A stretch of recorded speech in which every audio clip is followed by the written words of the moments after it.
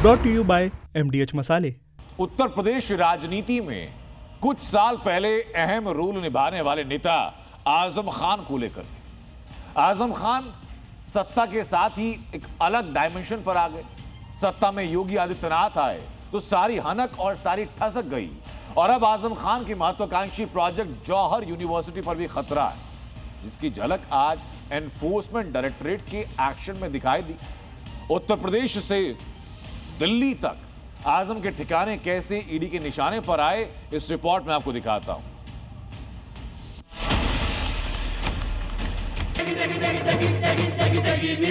MDH की देगी मिर्च, देगी मिर्च का तड़का, अंग अंग फड़का। MDH की देगी मिर्च।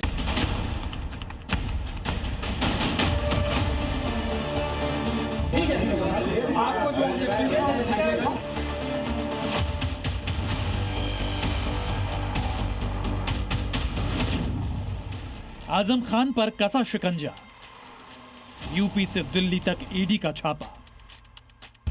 रामपुर यहाँ पर तकरीबन सुबह 7 बजे से जो ईडी की टीम है वो जौहर अली यूनिवर्सिटी के अंदर छापेमारी कर रही है। सहारनपुर में जौहर ट्रस्ट और जौहर यूनिवर्सिटी को लेकर ईडी की छापेमारी की जा रही है।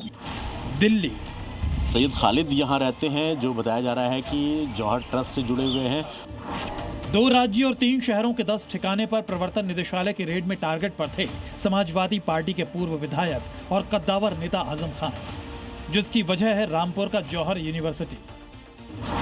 वही जौहर यूनिवर्सिटी जो आजम खान का ड्रीम प्रोजेक्ट है और जिसके संस्थापक और चांसलर भी खुद आजम खान ही हैं। मगर लंबे वक्त से इस यूनिवर्सिटी और ट्रस्ट के जरिए पैसों के लेन देन पर सवाल उठते रहे हैं। इसी सिलसिले में एक बार फिर ईडी की टीम एक्शन में आई और आजम खान के सहयोगियों से जुड़े 10 ठिकानों पर सुबह सुबह छापेमारी शुरू कर दी। जिन जगहों पर छापेमारी हुई, इनमें आजम खान से जुड़े ठिकानों के साथ साथ मौलाना मोहम्मद अली जौहर ट्रस्ट और जौहर यूनिवर्सिटी से जुड़े परिसर भी शामिल हैं।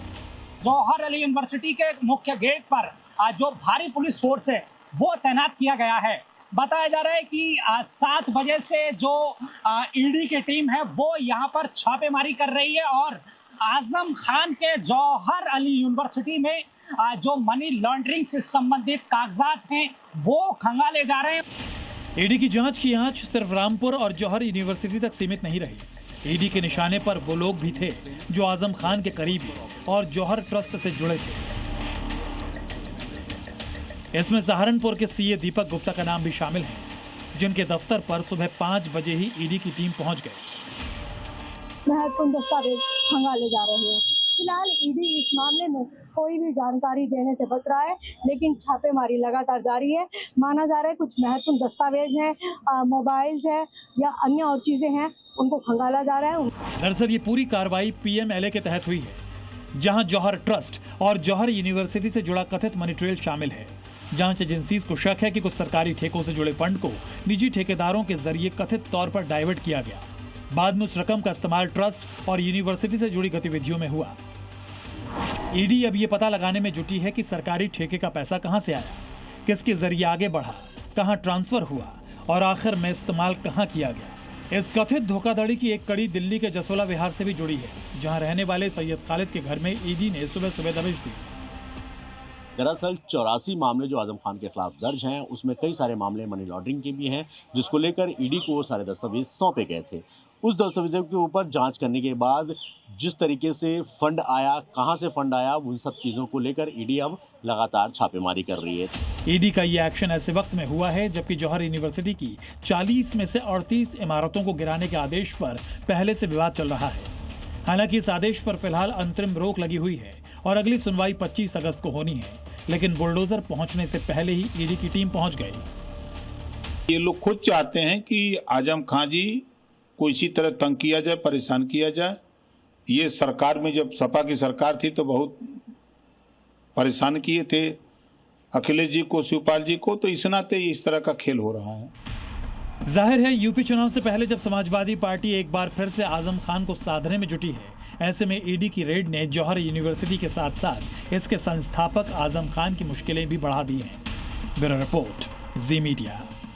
यूपी में अवैध और गैर कानूनी इमारतों को तोड़ने का तैयारी है, तो दूसरी तरफ उत्तर प्रदेश को उत्तम प्रदेश बनाने की सौगंध ले चुके योगी आदित्यनाथ प्रदेश को जापान सिटी देने का खाका तैयार कर रहे हैं। दिल्ली में यूपी जापान समिट में करोड़ों के निवेश और लाखों रोजगार के साथ विकास का एक बड़ा मॉडल तैयार किया जा रहा है, जिसकी तस्वीरें हैं।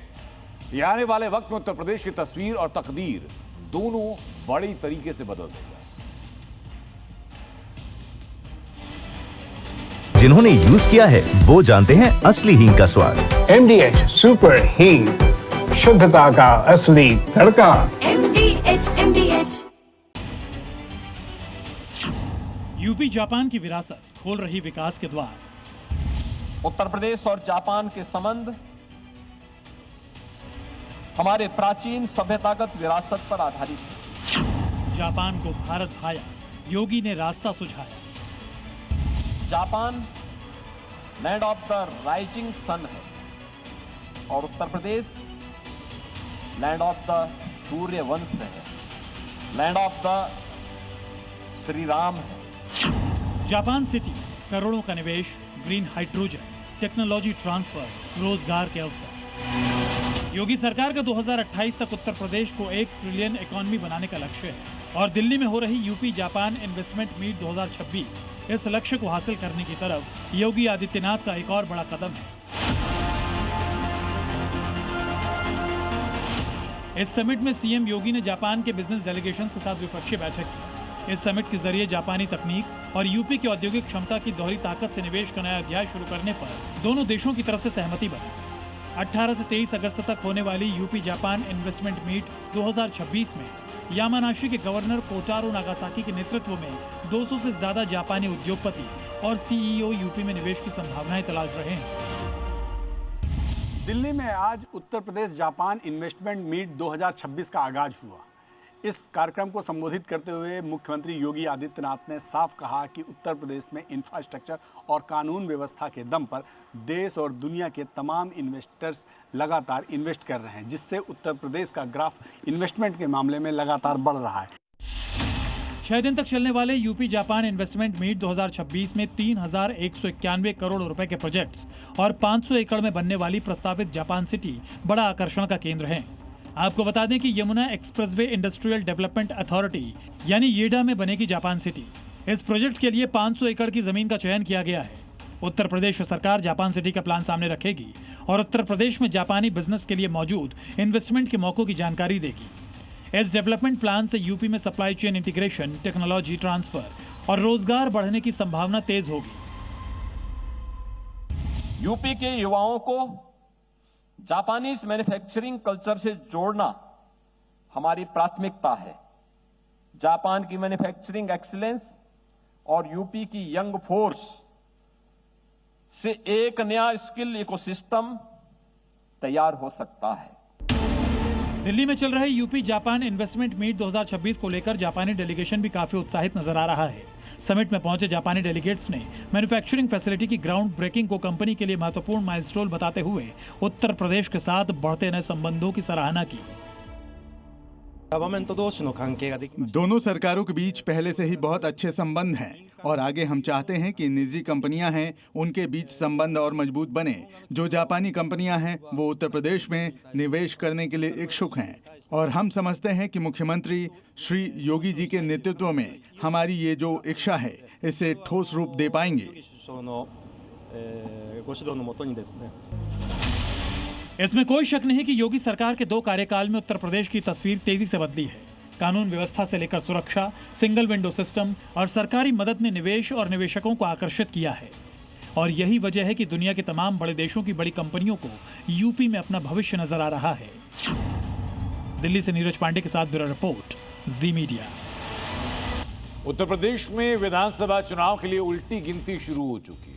विपक्षी दल योगी आदित्यनाथ को चैलेंज करने के लिए एकजुट होने की कस्में खाते हैं, लेकिन विपक्ष की एक बैठक का वीडियो वायरल है जिसमें 2 नेता आपस में बहस कर रहे हैं, एक दूसरे को कायदा सिखा रहे हैं।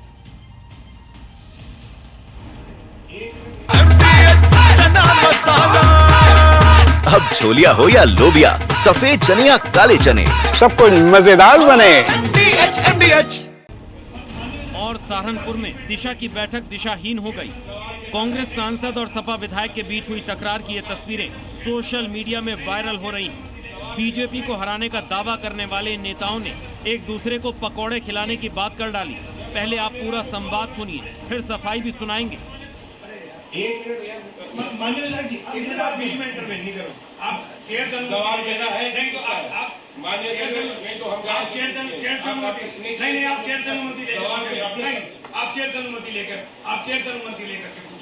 अभी एक जब मान्य सदस्य सवाल मेरा है वो क्यों बोल रहे हैं? अरे ये भी कोई बात है, कोई आपका सवाल है, कोई दूसरे का चित्र नहीं है, ये क्या बात हो गई?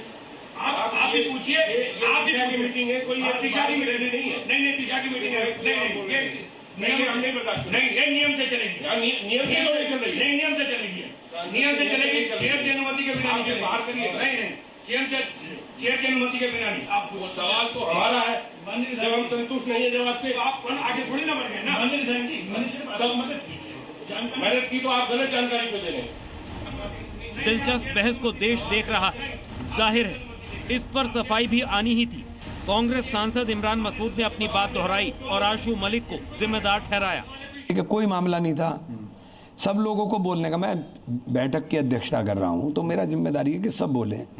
वहाँ माननीय सांसद भी मौजूद थी, माननीय 2 और विधायक, 3 विधायक भी मौजूद थे, मेयर साहब भी थे, तो सबकी जिम्मेदारी, मैं सबको बोलने का मौका चाहता हूँ कि सब बोलें। तो बस इतनी सी तो बात थी और कुछ नहीं, कहे सबको बोलने दें। एक की बात पूरी हो जाए, फिर आप इंटरवीन ना करें ना दूसरे की बात में। आप समीक्षा के लिए बैठे हैं, आप काम के लिए बैठे हैं, तो पहले एक पूरा हो जाए, फिर आपका कोई विषय आप उठा लीजिए। यही तो बात थी, मैंने यही तो बार कह रहा था कि आप 2 मिनट इनको बोलने तो फिर इन्हें बोलने देना, आप बोल लेना। वहीं समाजवादी पार्टी से जब इस बाबत सवाल पूछा गया तो उन्होंने भी दावा किया कि बात उनकी ही चली। इसको विवाद की तरफ नहीं ले जाना चाहिए। हमने जो सही बात थी वो कहा कि मीटिंग इस तरह से होनी चाहिए, वो फिर उस तरह से हुई, तो उसको फिर उस ज्यादा तूल देना, विवाद देना, मैं नहीं समझता कि। उत्तर प्रदेश में अगले साल फरवरी-मार्च में विधानसभा चुनाव होने की संभावना है। वैसे तो माना जा रहा है कि यूपी में विपक्ष के प्रमुख दल समाजवादी पार्टी और कांग्रेस इंडिया गठबंधन के तहत मिलकर चुनाव लड़ेंगे, लेकिन इसके साथ इन दोनों पार्टियों के बीच तनाव की खबरें भी लगातार आ रही हैं। ऐसे में एक सवाल ये भी है कि अगर गठबंधन का ट्रेलर ऐसा है तो पिक्चर कैसी होगी। ब्यूरो रिपोर्ट, जी मीडिया। अब बात आम आदमी पार्टी के नेता सत्येंद्र जैन की। सत्येंद्र जैन की मुश्किलें फिर बढ़ चुकी हैं। इस बार वजह है दिल्ली जल बोर्ड का टेंडर घोटाला। पानी के नाम पर हुए कथित खेल में एंटी करप्शन ब्यूरो ने एक बड़ी कार्रवाई की और दिल्ली के पूर्व जल मंत्री सत्येंद्र जैन समेत 6 लोगों को गिरफ्तार किया। ये उसी दौरान की तस्वीरें हैं। ये तस्वीरें मैं दिखा रहा हूं आपको, लेकिन ये तस्वीरें जब इस वक्त सामने आई तो सत्येंद्र जैन पर क्या क्या आरोप लगे और कैसे उनकी मुश्किलें और बढ़ रही हैं और क्यों दिल्ली से पंजाब तक हंगामा है, इस रिपोर्ट में दिखाते हैं आपको।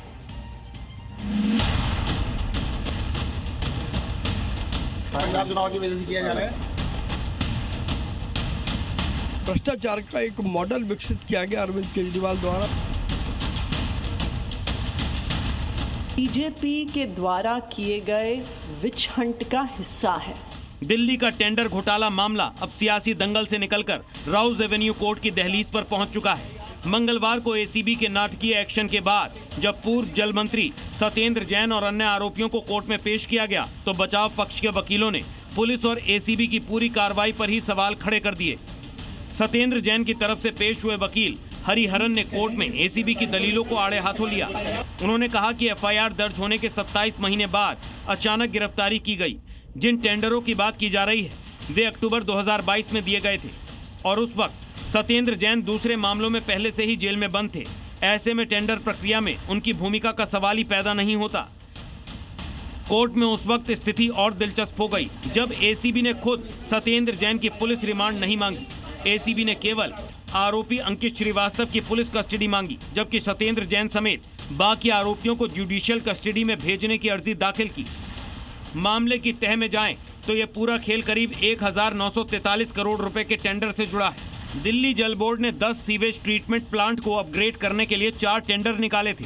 आरोप है कि टेंडर की शर्तों को इस तरह ड्राफ्ट किया गया कि एक खास कंपनी यूरोटेक एनवायरनमेंट को फायदा पहुंचे और बाकी कंपनियां रेस से बाहर हो जाएं।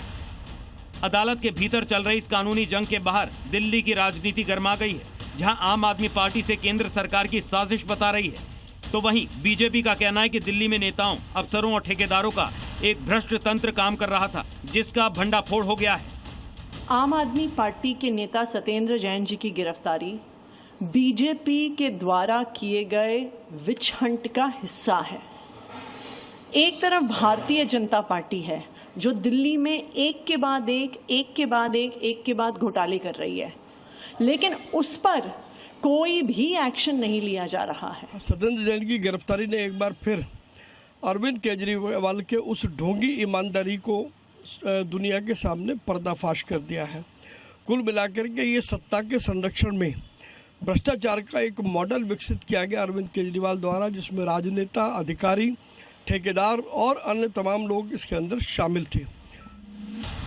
आपको बता दें कि ईडी ने दिसंबर 2025 में 17 करोड़ 70 लाख रुपए के कथित मनी लॉन्ड्रिंग केस में चार्जशीट दाखिल की थी। मनी ट्रेल में सामने आया कि यूरोटेक कंपनी को 9 करोड़ 96 लाख रुपए का अवैध लाभ पहुंचाया गया। वहीं एएन एंटरप्राइजेस को 4 करोड़ 45 लाख रुपए मिलने की बात सामने आई। दिल्ली जल बोर्ड के पूर्व सीईओ उदित प्रकाश राय की रिश्तेदार के खाते में 1 करोड़ 51 लाख रुपए भेजे गए, जिससे उन्होंने संपत्ति खरीदी और उस संपत्ति से 1 करोड़ रुपए किराए के रूप में मिले। 27 महीने पुरानी एफआईआर, ईडी का इनपुट और अब एसीबी का अरेस्ट। कानूनी मोर्चे पर सत्येंद्र जैन की दलीलें मजबूत दिख रही हैं कि जब टेंडर पास हुए तब वे जेल में थे, तो फिर घोटाला कैसे हुआ। लेकिन दूसरी तरफ जांच एजेंसियों का दावा है कि साजिश की नींव बहुत पहले ही रखी जा चुकी थी। ब्यूरो रिपोर्ट, जी मीडिया। अब बिहार की तस्वीर दिखाता हूं आपको। नेता प्रतिपक्ष पूर्व डिप्टी सीएम तेजस्वी यादव अपने दल बल शक्ति के साथ सड़कों पर उतरे। मुद्दा था नीट पेपर लीक के विरोध में प्रदर्शन कर रहे छात्रों पर AK-47 से फायरिंग का। हालांकि इस मामले पर बिहार सरकार सुप्रीम कोर्ट में हलफनामा दाखिल कर चुकी है, लेकिन तेजस्वी लगातार सम्राट चौधरी को टारगेट कर रहे हैं।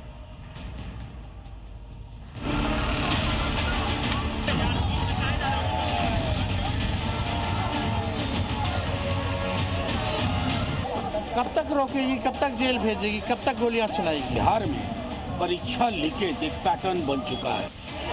बिहार में नीट पेपर लीक को लेकर प्रदर्शन के दौरान AK-47 से फायरिंग पर बवाल थमने का नाम नहीं ले रहा है। नेता प्रतिपक्ष तेजस्वी यादव की अगुवाई में आरजेडी के मार्च में उस घटना की झलक साफ नजर आई। आरजेडी के कार्यकर्ता सिवान में हुई फायरिंग की तर्ज पर नकली AK-47 लेकर प्रदर्शन करते दिखे। राजधानी पटना के गांधी मैदान से लोक भवन तक करीब 5 किलोमीटर लंबे इस विरोध मार्च में जबरदस्त एक्शन देखा। तेजस्वी यादव अपनी पार्टी की पूरी फौज के साथ मैदान में नजर आए। इस दौरान प्रदर्शनकारियों ने बैरिकेड तोड़े तो पुलिस ने वाटर कैनन चलाया।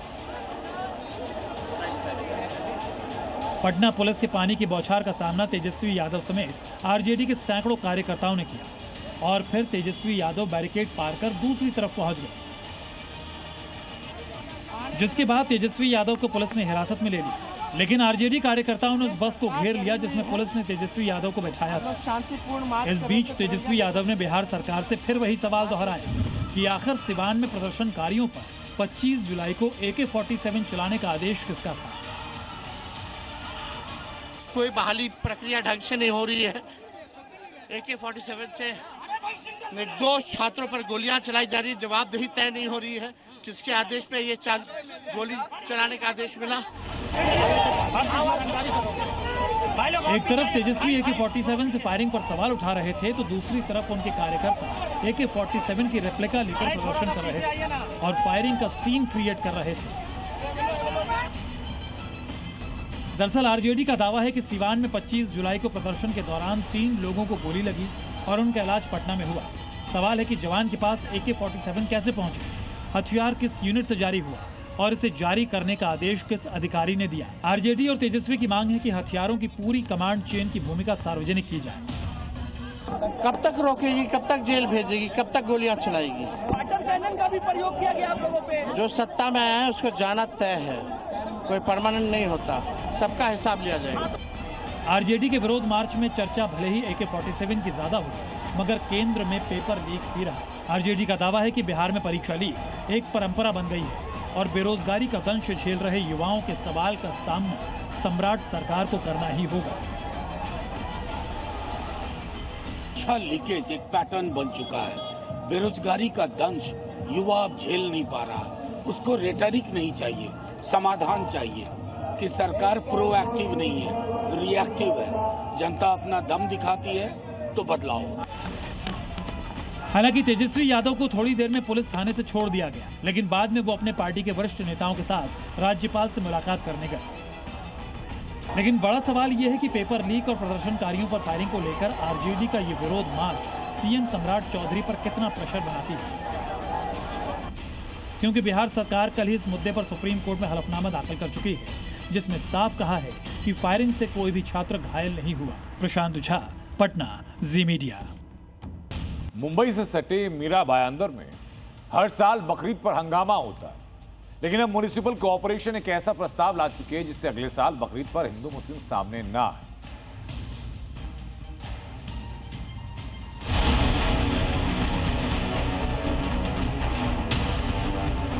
मुंबई से सटे जिस मीरा भाईंदर में 3 महीने पहले बकरीद पर बवाल हुआ था, बकरे को लेकर हंगामा, नारेबाजी और ब्लेडबाजी तक हुई थी, उसी मीरा भाईंदर में अगले बकरीद से पहले नया बवंडर खड़ा हो गया है। ये फरमान सिर्फ और सिर्फ मुसलमानों को चिढ़ाने और उनको जो है ना, उनको बिल्कुल परेशान करने के लिए। और इसकी वजह है मीरा भाईंदर म्युनिसिपल कॉर्पोरेशन का एक फरमान, जिसमें सोसाइटी में बकरे लाने पर रोक लगा दी गई है। इसके अलावा म्युनिसिपल कॉर्पोरेशन ने खुले में मीट बेचने और कुर्बानी के लिए भी सख्त नियम बनाने का प्रस्ताव रखा है, लेकिन इससे महाराष्ट्र के एसपी नेता अबू आजमी परेशान हैं। वो कह रहे हैं ये प्रस्ताव मुसलमानों को चिढ़ाने के लिए लाया गया है। तो सोचे बगैर आपने एक फरमान जारी कर दिया।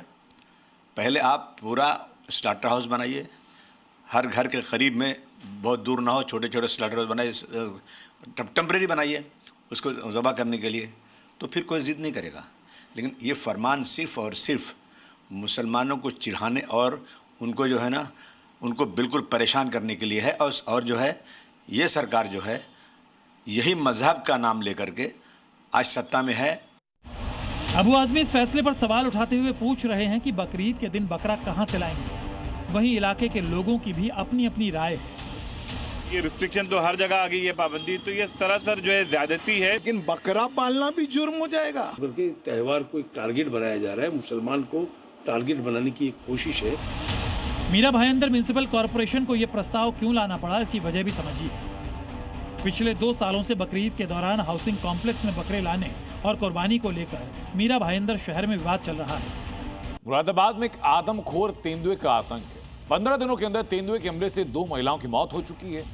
इलाके में दहशत, लोग घरों से बाहर निकलने में डर रहे हैं। ग्रामीण मिल करके रात को घरों के बाहर पहरा दे रहे हैं, तो वन विभाग की टीम सर्च ऑपरेशन चला रही है।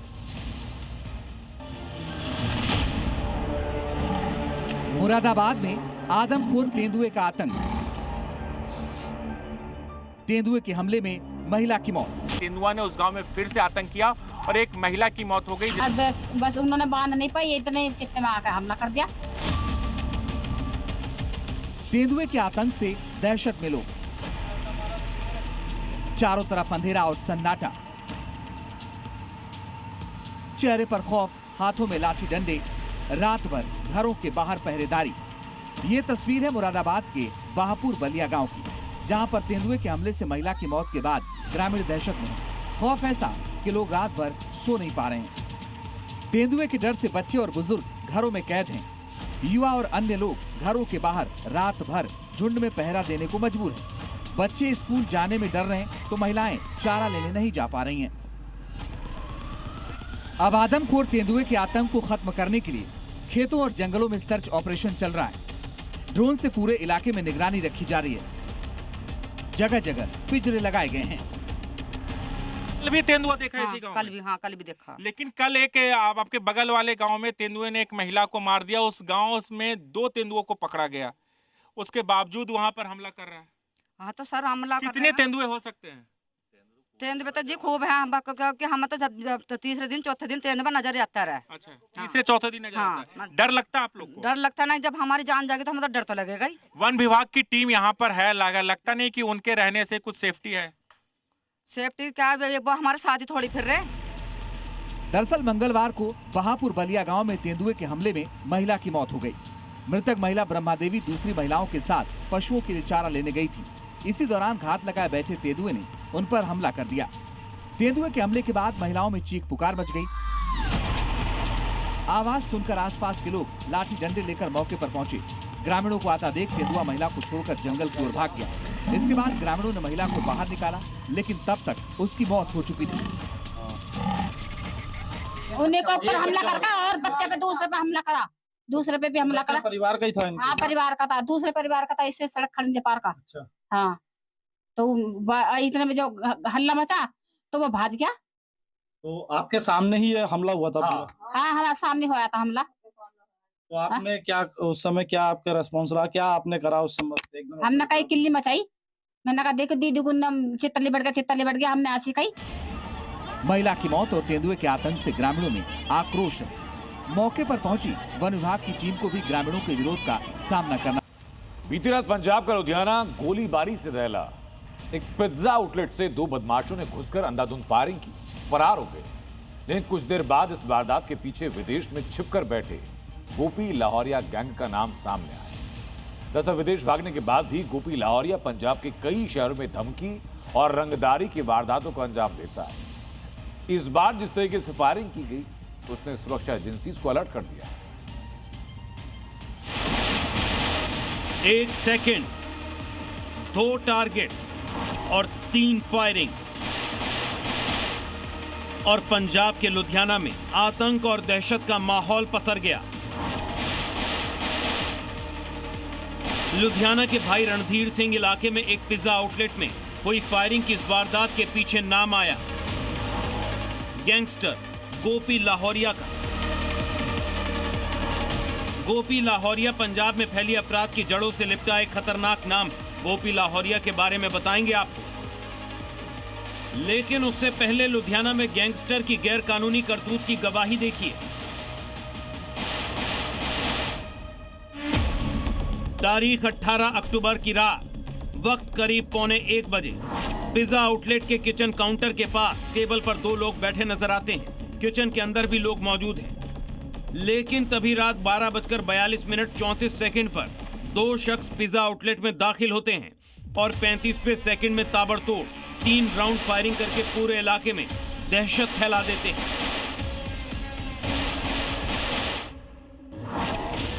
फायरिंग करने वाले दोनों लोगों के हाथों में विदेशी पिस्टल नजर आती है, लेकिन फायरिंग के वक्त एक पिस्टल का जैक फंसने से बदमाश और फायरिंग नहीं कर पाए और हंगामा मचते ही मौके से फरार हो गए। हंगामा मचने के बाद कुछ लोग किचन काउंटर से हाथों में डंडा लेकर बाहर निकले, लेकिन तब तक बदमाश भाग चुके थे। जब यहाँ पर फायरिंग हुई तो साथ वाले लोग भी काफ़ी दहशत में थे, लेकिन इस मामले में अभी पुलिस का कहना है वो लगातार इस मामले में जो सीसीटीवी फुटेज मिली है उसके आधार पर जांच कर रहे हैं और जल्द ही दोषियों को गिरफ्तार कर लेंगे। और क्या गोपी लाहौरिया का इससे क्या ताल्लुकात है। वारदात को अंजाम देने के बाद गोपी लाहौरिया गैंग ने सोशल मीडिया पर जिम्मेदारी लेते हुए पोस्ट भी किया। पोस्ट में लिखा गया, गोपी लाहौरिया कल रात pizza from Mexico J block Ludhiana में उसने हमारे फोन नहीं देखे, उसने उन्हें नजरअंदाज कर दिया और मैंने उसे एक छोटा सा ट्रेलर दिया।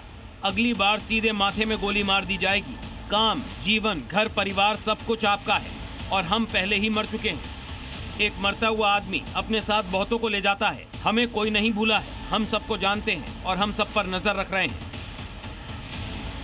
सोशल मीडिया पर धमकी सामने आने के बाद पुलिस भी इस मैसेज और फायरिंग की जांच में जुट गई। आपको बता दें कि गैंगस्टर गोपी लाहौरिया का पूरा नाम दविंदर पाल सिंह गोपी लाहौरिया है।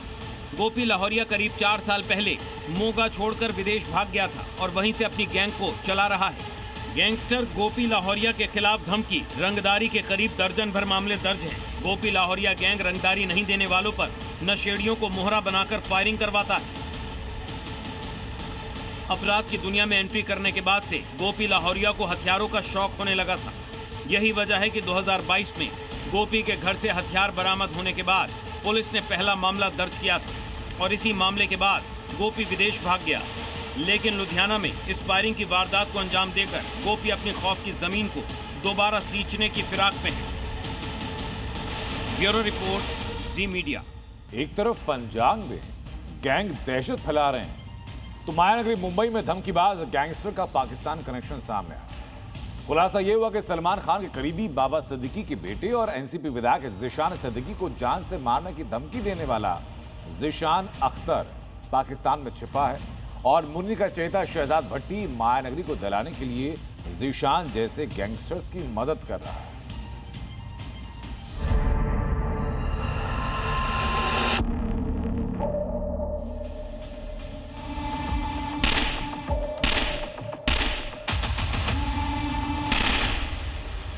तारीख 12 अक्टूबर 2024, जिस दिन एनसीपी नेता पूर्व राज्य मंत्री और सुपरस्टार सलमान खान के बेहद करीबी बाबा सिद्दीकी की हत्या को अंजाम दिया गया और नाम आया सलमान के दुश्मन नंबर 1 लॉरेंस बिश्नोई के पुराने साथी रोहित गोदारा गैंग के जिशान अख्तर का।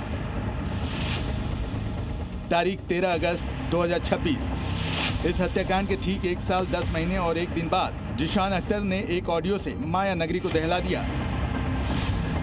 फरार गैंगस्टर जिशान अख्तर ने राष्ट्रवादी कांग्रेस पार्टी यानी एनसीपी नेता और विधायक जिशान सिद्दीकी को जान से मारने की धमकी दी। गैंगस्टर जिशान अख्तर ने जिशान सिद्दीकी को ही डायरेक्ट धमकी भरा ऑडियो भेजा और ऑडियो में बाबा सिद्दीकी के मर्डर का जिक्र करते हुए जिशान सिद्दीकी को जान से मारने का ओपन चैलेंज दिया।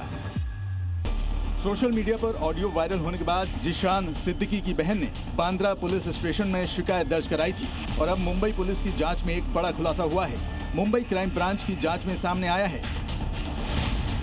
कि एनसीपी नेता जिशान सिद्दीकी को धमकी देने वाला गैंगस्टर जिशान अख्तर पाकिस्तान में छिपा हुआ है। धमकी भेजते वक्त जिशान अख्तर ने अपनी लोकेशन छिपाने के लिए यूरोपीय वीपीएन सर्वर का इस्तेमाल किया था। जिशान अख्तर की धमकी भरी ऑडियो क्लिप की आवाज पंजाब पुलिस के पास मौजूद उसके पुराने वॉइस सैंपल से मैच हुई है। इसके आधार पर पुलिस को उसके इस मामले में शामिल होने का संदेह है। आपको बता दें कि बाबा सिद्दीकी की हत्या के बाद जिशान अख्तर शहजाद भाटी से संपर्क किया और फिर वो पाकिस्तान भाग गया। वो अभी भी बाबा सिद्दीकी हत्या मामले में वांटेड है और अब लगातार जिशान सिद्दीकी को हत्या की धमकी दे रहा है। ऐसे में मुंबई पुलिस के पास चुनौती है कि उसे कैसे इस तरह की धमकी से रोका जाए, क्योंकि वो पाकिस्तान में बैठा है। मुंबई पुलिस को शक है कि गैंगस्टर शहजाद भट्टी पाकिस्तान में जिशान अख्तर को पनाह देने के साथ साथ उसे लॉजिस्टिक मदद भी मुहैया करा रहा है। ये वही शहजाद भट्टी है जो भारत में युवाओं का ब्रेन वॉश कर उन्हें आतंकी बनाने की फिराक में जुटा है और अब पुलिस पूरे नेटवर्क की पड़ताल कर रही है। आपको बता दें कि जिशान अख्तर बांद्रा में महाराष्ट्र के पूर्व मंत्री बाबा सिद्दीकी की अक्टूबर 2024 में हत्या कर भारत से फरार हो गया था। इसके बाद से उसके विदेशी नेटवर्क, स्थानीय सहयोगियों और धमकी भेजने में इस्तेमाल की गई तकनीकी मदद की भी जांच की जा रही है। ब्यूरो रिपोर्ट, जी मीडिया।